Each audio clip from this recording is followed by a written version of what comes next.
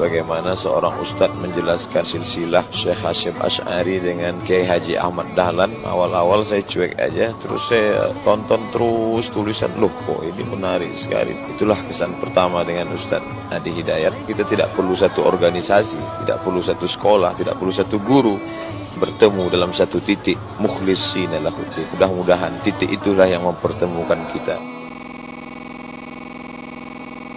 Kenapa Kiai Haji Hasyim Asy'ari mendirikan NU 31 Januari 1926? Karena merasa ketika Muhammadiyah sudah tampil 14 tahun sebelumnya, itu beliau melihat di NU itu nggak muncul-muncul ulamanya. Asy'ari dengan pendiri Muhammadiyah, Muhammad Darwish, itu satu keluarga, satu saudara yang sama, bahkan ngajinya sama-sama, itu di Semarang, di Kiai Haji Soleh Darat. Ya. Dia ada 3 orang, Muhammad Darwish, kemudian Hasyim Asy'ari, satu lagi itu kakek buyutnya Cak Nun, MH Ainun Najib. Cuma 2 ini yang menonjol, karena menonjol, bagus baca kitabnya, soleh orangnya, itu langsung diperintahkan pergi ke Mekah, diberikan kitab. Ya. Kalau kakek buyutnya MH Ainun Najib, itu cuma diberikan cincin pada saat itu. Ya. Saat berangkat ke Mekah, berguru di guru yang sama, namanya Syekh Ahmad Khatib dari Sambas, dikenal dengan Syekh Ahmad Khatib As-Sambasi. Nah, setelah dilihat-lihat sampai kembali ke Nusantara di masa yang sama, itu Masya Allah, ternyata keduanya punya visi yang sama, ya, tapi punya beda karakter. Yang satu senang praktek, ya, namanya Muhammad Darwish, lantas pulang diganti nanti menjadi Ahmad Dahlan. Yang satu lagi senang menulis kitab. Nah, Hasyim Asy'ari ini menulis 19 kitab dalam hidupnya. Kami punya itu koleksinya, ada 19 kitab.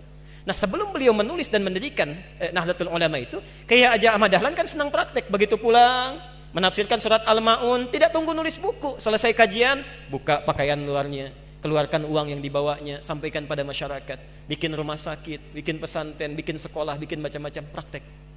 Hasyim Asy'ari mulai menulis. Saat meninggal Kiai Haji Ahmad Dahlan 1924, difikirkan oleh beliau, ini seorang sudah meninggal dunia, ulama belum bangkit, maka ditulislah kemudian kitab baru yang menjadi landasan lahirnya ormas baru disebut dengan Nahdlatul Ulama. Yang ingin saya sampaikan, kedua-duanya ini ternyata satu garis nasab yang sama, bertemu di Maulana Ishaq. Jadi kalau kita urutkan, maaf, Muhammad Hasyim Al-Asy'ari bin Abdul Wahid, bukan Kang Wahid yang ini ya, itu ada Gunawannya, ini lain. Bin Abdul Wahid bin Abdul Halim. Abdul Halim itu nama aslinya Pangeran Benawa, dikenal dengan Sultan Hadiwijaya, nama lainnya Joko Tingkir. Bin Abdullah bin Abdul Fattah bin Abdurrahman. Abdurrahman ini anaknya Sunan Giri, bukan Giri yang ini tapi. Ya. Nah, Sunan Giri ini anaknya siapa? Anaknya Maulana Ishaq. Nah, di Maulana Ishaq inilah nyambung nasabnya. Kiai Haji Ahmad Dahlan bin Kiai Haji Abu Bakar bin Kiai Haji Sulaiman bin Kiai Murtado bin Demang Jurang Juru Kapindo bin Demang Jurang Juru Sapisan bin Kiai Gerbek bin Maulana Ishaq. Siapa Maulana Ishaq ini? Maulana Ishaq ini adalah anaknya Ahmad Jumadil Kubra, ya, salah satu wali yang dari 9 yang datang dari Mesir, dari 9 wali itu. Ahmad Jumadil Kubra ini siapa? Ya, ini adalah salah satu wali yang punya 2 anak. Saya belum teruskan nasabnya. Anak pertamanya dibawa ke Nusantara, namanya Maulana Ishaq, melahirkan 2 ulama tadi. Anak keduanya lahir di Mesir, bernama Syarif Abdullah. Nah, nanti Syarif Abdullah inilah yang akan bertemu dengan salah satu anaknya Prabu Siliwangi. Ya. Prabu Siliwangi pemenah rasa menikah dengan Nyai Subang Larang, punya 3 anak. Anak pertama Walang Sungsang, lahir 1423. Anak keduanya Rara Santang, lahir 1426. Anak ketiganya Raja Sengara, lahir 1427. Nah, hajilah kemudian Walang Sungsang dan Rara Santang di Mekah bertemu dengan Syarif Abdullah. Walang Sungsang ganti nama jadi Abdullah Iman, Rara Santang ganti nama menjadi Syarifah Mudaim. Jatuh cinta Syarif Abdullah dengan Syarifah Mudaim, menikahlah, pulang ke Mesir, tinggal 20 tahun, melahirkan anak bernama Syarif Hidayatullah. Berguru pada Syekh Ibnu Athaillah As-Sakandari. Pulang nengok kakek buyutnya, bertemu dengan Prabu Siliwangi. Saat itu tinggalnya ada di Lingkaran Jati, maka dikenallah dengan saat itu dengan nama Sunan Gunung Jati. Nah, baik Ahmad Dahlan ataupun Hasyim Asy'ari itu berada di satu garis yang sama, dari Ahmad Jumadil Kubra bin Ali Zainal Al-Kabir bin Ali Zainal Abidin, keturunannya dari Al-Husain, Husain anaknya Ali, Ali suami Fatimah, Fatimah putri Rasulullah sallallahu alaihi wasallam. Tapi sampai hari ini tidak pernah Ahmad Dahlan disebut dengan Habib. Itu enggak ada. Kayak Ahmad Dahlan.